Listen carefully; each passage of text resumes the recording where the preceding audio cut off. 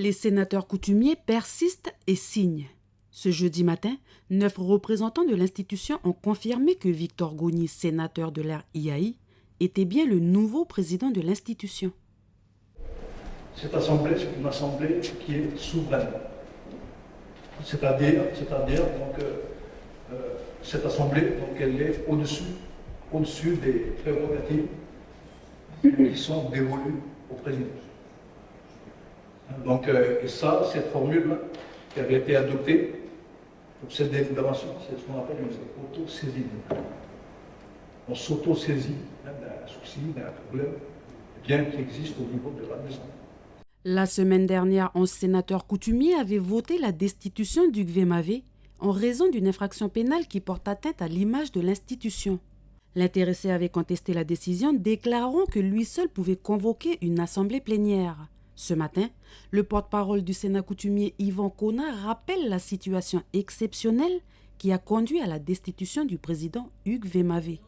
Il y avait deux possibilités, soit on restait dans la situation actuelle, ça veut dire que du blocage, ou soit faire ce qu'on attend de faire, c'est une sortie de crise.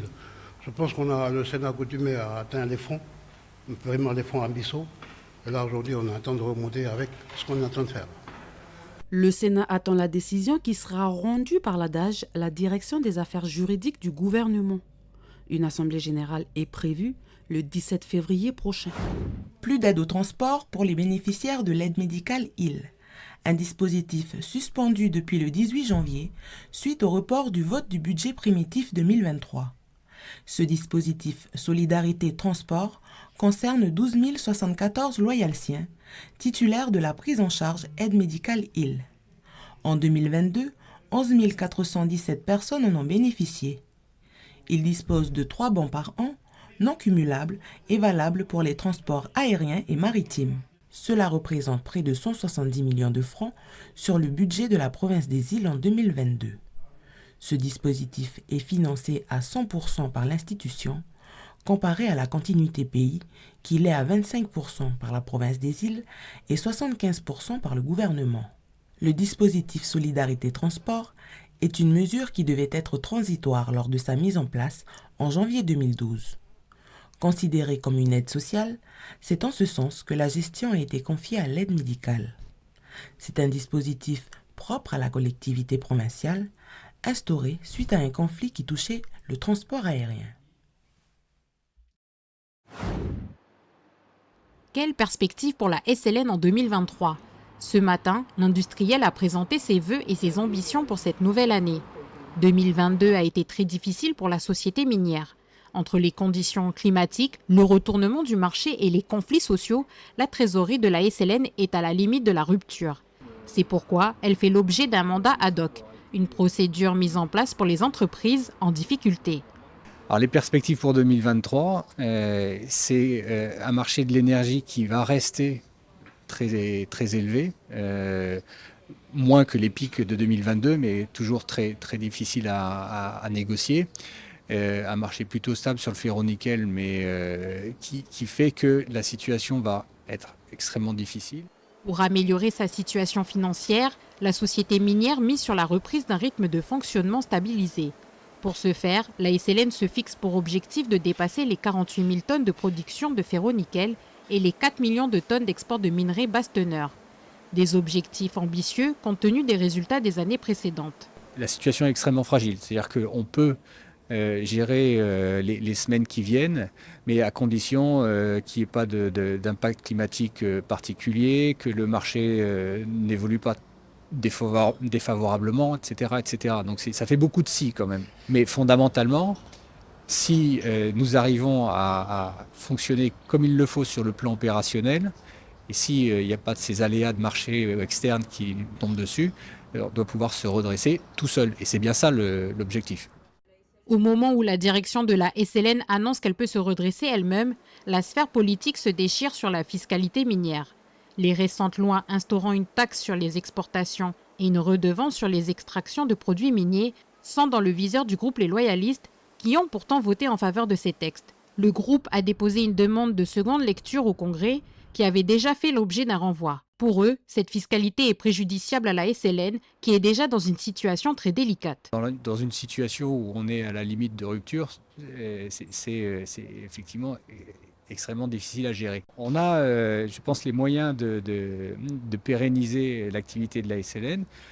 Ça demande quand même de réunir un certain nombre de conditions de stabilité sociale, de stabilité sociétale, de stabilité fiscale, beaucoup de stabilité de façon à pouvoir opérer dans les meilleures conditions et donner le meilleur de nous-mêmes. Il y a plus d'une semaine, le ministre délégué aux Outre-mer, Jean-François Carenco, avait annoncé qu'une réunion interministérielle devait avoir lieu pour apporter une réponse à court terme aux difficultés de la SLN. Une aide de 7 milliards a été évoquée dans les médias. Selon Guillaume Verschave, cette aide serait néanmoins conditionnée par la capacité de la SLN à sortir la tête de l'eau. À ce jour, l'industriel n'a toutefois reçu aucune confirmation officielle de la part de l'État.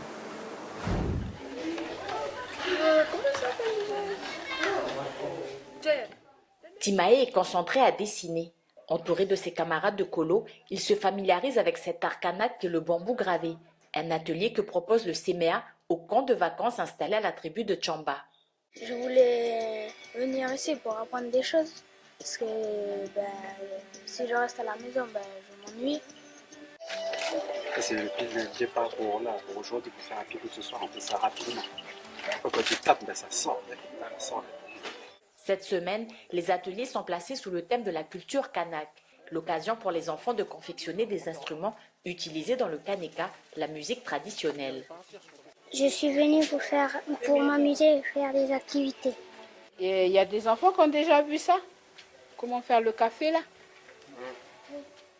On veut que les enfants d'aujourd'hui laissent le mobilisme, ils laissent tout ce qui est Internet. Et puis on s'assoit autour d'un djepa. Le djepa qui nous sert à taper, faire le rythme pour nous, pour nos musiques à nous. La musique traditionnelle qui est le kaneka. Donc ça aussi on veut faire passer aux jeunes qu'à part rester assis et puis écouter de la musique au travers Internet, c'est mieux de le faire chez soi, à taper sur quelque chose. Pas forcément sur un djepa, mais sur les premières choses qui sont devant nous. Et pareil pour les bambous. Avant, les vieux, ils n'avaient pas d'appareil à photo, ils n'avaient pas de mob pour immortaliser le moment. Donc du coup, ils dessinaient dessus les bambous, ceux qui vivaient toute la journée. La vingtaine d'enfants a élu domicile à la maison commune de Tchamba à Poneriwen et sont encadrés par 3 animateurs et la directrice. Pêche, cuisine, sculpture ou encore confection d'instruments. Tout est fait pour que les vacanciers se déconnectent des écrans et renouent avec les traditions. Reste pas en dessous, bon Dieu. Pardon. Il se passe qu'il y a le hoop qui s'en va sur le rond-point. Voilà, ça y est. Enfin, on va mettre les deux côte à côte. Et là, pourquoi vous taillez l'arbre? Parce qu'on a besoin d'espace pour le camion. Pour qu'il puisse lever le hoop tranquillement et faire sa manœuvre à l'aise, quoi. Le hoop dont parle Mathieu, c'est cette pièce sculptée monumentale qui doit compléter une œuvre d'art bien plus importante, exposée sur le rond-point de la Foi. La semaine dernière, nous avions justement suivi l'installation de la première partie de cette œuvre d'art. C'était alors une pierre sculptée d'environ 4 tonnes. Et aujourd'hui, nos artistes s'affairent aux dernières finitions avant la pose de cette seconde pièce, cette fois-ci sculptée dans le bois de hoop.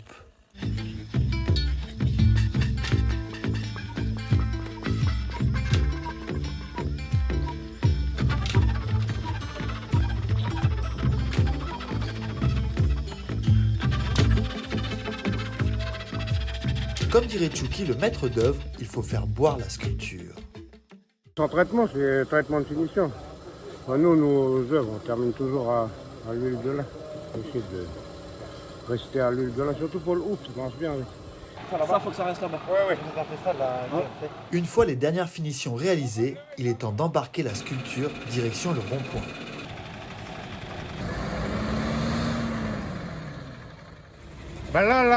Notre camion, il a fait comme un crabe, il s'est enfoncé dans la boue là, parce qu'il est lourd, trop lourd. C'est pas grand-chose, mais c'est le petit détail qui tue. Et puis on va essayer de le sortir de là, parce que c'est un vrai bourbier.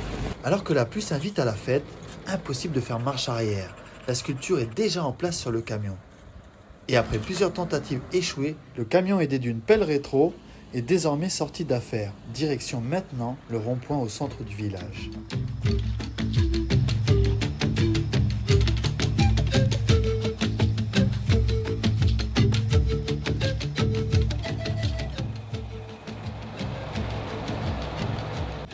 Vire-le comme ça. Tu le pousses trop là. Voilà. Tu le pousses pas. On était obligé de moduler justement pour obtenir ce cœur là. Voilà.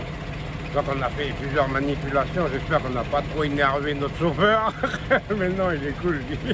Ça y est, on a pu mettre le vieux là. Il est arrivé pour accompagner la pierre qu'on avait mis déjà la semaine d'avant.